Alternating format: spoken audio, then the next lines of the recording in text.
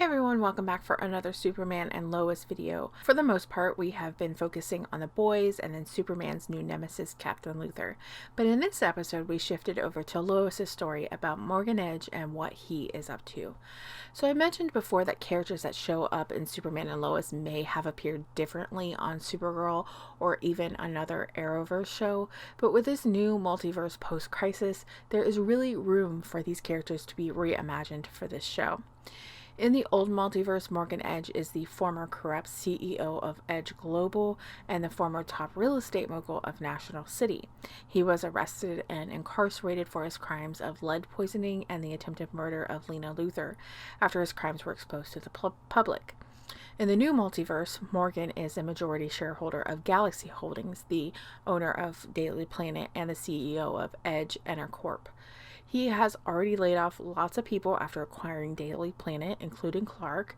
In the last episode, we saw Lois walk out after editing a story written about him and his business in New Carthage and in Smallville. Lois then went on to work at the Smallville Gazette, where she can continue to work on her story about Morgan Edge. In this episode, she catches a break when a woman comes forward about her son that went missing after working for Morgan Edge. But this leads to her car getting torched and then being lured to a seedy motel where she's attacked by a man that is called Subject 11.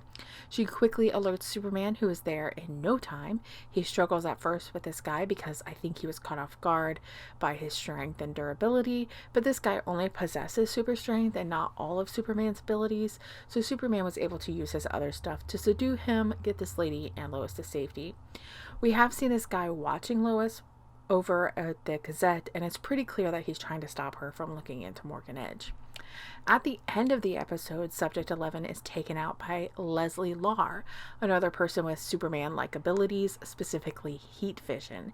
Now, Leslie we have seen twice in the last episode. Not only is she the personal assistant of Morgan Edge, but she was at the town meeting that Lois attended and at the meeting where Lois quit. She was the one that had said to Lois that Morgan Edge will destroy her. So what do we know here? It seems that Edge is into mining and superpowered people.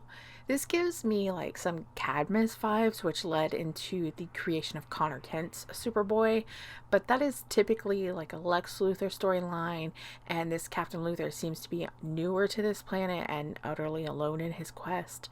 There is the Lex over on Supergirl, which is on the same Earth, and they already have done and are doing Cadmus stuff over there, so I don't think that we're going to see that here on Superman.